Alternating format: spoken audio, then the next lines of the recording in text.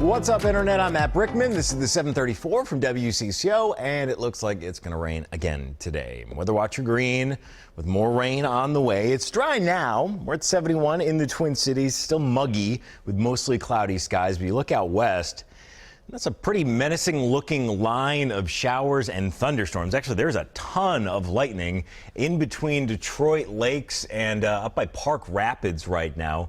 A line of storms getting closer to Brainerd as well. Now, future radar, frankly, is really optimistic. Watch this. It'll get close to the Twin Cities and then kind of wash out.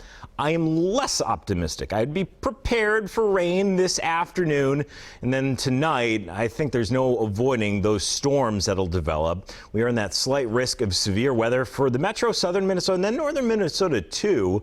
Large hail and damaging wind, but I think heavy rain could actually be the bigger problem. We've actually got a flash flood watch for those green shaded counties, which does include us here in the Twin Cities. Another 2 to 4 inches of rain on top of the soaking we've seen these last couple of days. Probably about 4 inches of rain here in the Twin Cities just in the last 48 hours. Could double that by tomorrow morning. Okay, today is World Emoji Day. To celebrate, both Apple and Google are adding 60 new ones in the coming months, and this will be everything from, cute stuff. Got your sloth and an otter. There's more diversity options too. Emojis with prosthetic limbs, a guide dog, you might have seen that one, and some new skin tones. But here's what I want from you this morning. If you're watching on Facebook or Twitter, reply, comment with your favorite emoji. No context at all, just the emoji. And I want to try to read as many as humanly possible, just without context, in the next couple of minutes. I think it'll be fun. All right, did it rain at your house yesterday? If it did, it probably poured. An afternoon thunderstorm caused incredible flash flooding in St. Louis Park, Minneapolis, and St. Paul. This is what it looked like in a part of Minneapolis yesterday. Look at how much water that is. Those are waves. A no-wake zone, kind of, in parts of Uptown. Look how high the water is over the bumpers there. Caitlin Reed says she watched people in swimming trunks wading out to their flooded cars. I'd never seen anything like it before, and I went to look outside and I heard car alarms going off, and I saw firefighters sectioning off our street. All of a sudden, maybe 30 minutes after that, it was completely gone, and the sun was out. So it was just the weirdest hour. Okay, and watch this in downtown Minneapolis. There goes a manhole cover here any second now. Laura sent in this video on the left-hand side of your screen. You'll see that kind of pop up. She called it Old Faithful. We've seen this a few times before when those sewers just get overwhelmed with all the water. Those manhole covers can go flying. Actually driving yesterday, and there's just a manhole cover in the middle of the street. So be on the lookout for those again today. Yep, there it goes. All right, this is pretty scary. Take a look at what happened after a teen driver hit a moose in northern Minnesota. Look at the dent that made in the car. 17-year-old Amaya Nelson slammed into the moose about an hour north of Duluth. You saw where the moose rolled up on the top of the car, just crushed it. GoFundMe page has been set up. She needs facial reconstruction surgery, although her boyfriend walked away with just small head, neck, and arm injuries. If you would like to donate, we do have a link at WCCO.com. Have you seen this dump truck? Really, somebody stole it from a construction site near State Highway 70 at Interstate 35. That's north of the cities near Rock Creek. Who steals a dump truck?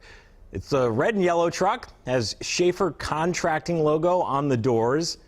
That's what it looks like. If you got any information, call Pine County Sheriff's Department. Bus drivers have a new tool to keep kids safe on their routes and to avoid scenes like this. Remember this video? Oh, still so scary.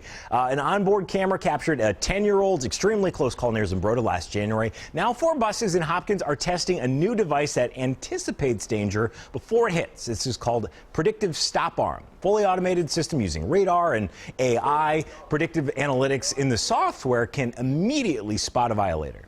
So using the radar, it'll sense the vehicle. It'll determine its speed and distance, and based on that speed and distance, it will provide variable warning to the students and the driver. It prevents the child from even stepping out in the roadway when the system predicts that the motorist will not stop. Besides a warning, high-def cameras will also record the offense. Okay, this is cool. The Washington Monument illuminated last night to look like the Apollo 11 rocket sitting on the launch pad. All this week, we are celebrating the 50th anniversary of the moon landing, and that's a pretty cool way to do it.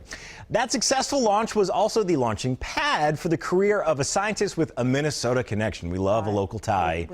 Dr. Aretha Clark King was the first African-American female chemist hired by the National Bureau of Standards. She then went on to work on the Bureau's contract with NASA, where she helped create the fuel system that launched Apollo 11. As a black woman in the 1960s, Dr. King knew what her role meant in the fight for equality. I was quite mindful of this part of my life, my upbringing, and that my people were dependent on me to help pull them forward or to lift as I climbed. You served. Dr. King served as the president of Metropolitan. She later worked at General Mills. Dr. King will celebrate the 50th anniversary of the Apollo mission by speaking at a special event at a planetarium in Chicago.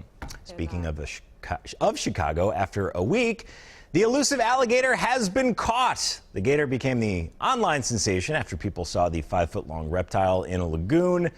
Even got the nickname Chance the Snapper, which I think is fantastic.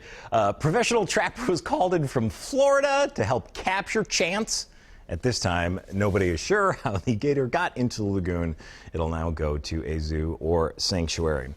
Okay, we're going to play a game for today's talker. It is World Emoji Day. I think the way we communicate with these continues to expand. There's going to be about 60 new ones in our language. But I just want to see your favorite without context. Do not explain it to me. I just want to read about 40 or 50 emoji in a row. Cole, that is your job today, our digital guy Cole. Don't give me context. Just read a bunch of emoji. So do I say the person's name? No, I just want rapid fire. All right, cat with hearts in his eyes, a side smile. We got hearts around the face.